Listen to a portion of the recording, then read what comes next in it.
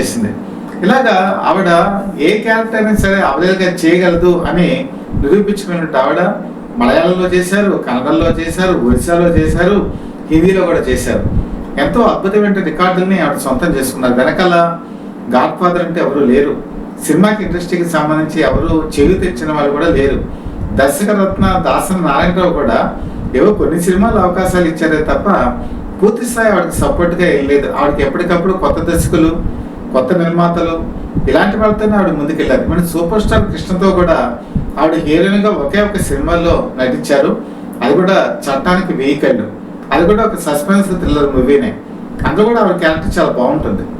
ఈ విధంగా ఆవిడ కెరీర్ ముందుకెళ్తున్నటువంటి తరుణం మీకు అందరికీ బాగా గుర్తుంటే ఉంటుంది. 1993లో వచ్చినటువంటి మాతృదేవోభవ.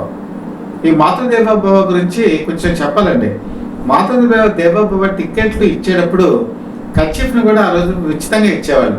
ఆ సినిమా థియేటర్కి వెళ్ళి సినిమా చూసిన వాళ్ళు ఎవరు కూడా ఏడవని వాళ్ళంటూ ఎవరూ లేరు, కన్నీళ్ళు పెట్టుకోవాలంటే వాళ్ళు ఎవరూ లేరు.